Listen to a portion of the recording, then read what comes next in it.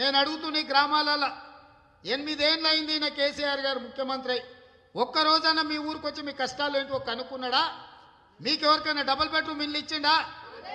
కొత్తగా దళితులకు ఎవరికైనా 3 ఎకరాల భూమి ఇచ్చిండా? ఇంటికో ఉద్యోగం వచ్చిందా? మీ రైతు రుణమాఫీ మొత్తం జరిగిందా? ఆరోగ్యశ్రీ అమలు అవుతుందా? మరి అట్లాంటి ఇంకా నాయకుడిగా మనం ఎట్లా స్వీకరిస్తామో మీరు ఒక్కసారి ఆలోచన చేయండి.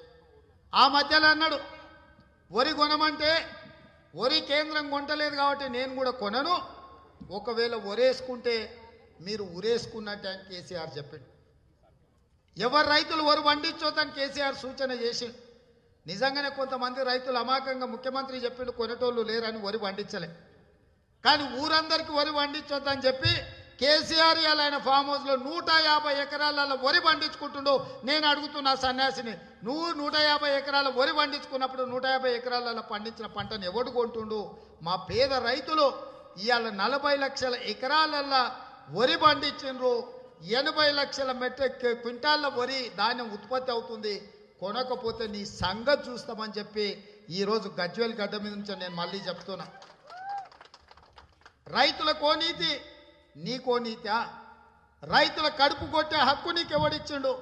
నీకు ఓటేసి నీకు ప్రభుత్వాన్ని ఇచ్చి నిన్ను ముఖ్యమంత్రిని చేసింది పేద రైతులే కదా.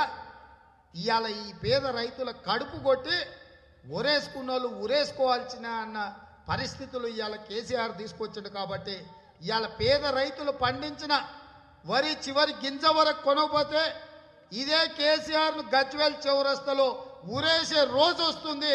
రైతులందరూ కట్టగట్టుకొని కేసీఆర్ ప్రభుత్వాన్ని ఉరిదీసే రోజు తొందరలోనే ఉంది. హాయ్ ఫ్రెండ్స్, మా టుడే టుమారో యూట్యూబ్ ఛానల్ చూస్తున్నందుకు చాలా థ్యాంక్స్. మరిన్ని లేటెస్ట్ వీడియోస్ కోసం వెంటనే సబ్స్క్రైబ్ చేయండి. అలాగే ఈ బెల్ ని కూడా రింగ్ చేసేయండి. మా నోటిఫికేషన్స్ అన్ని మీ మొబైల్లో వస్తాయి.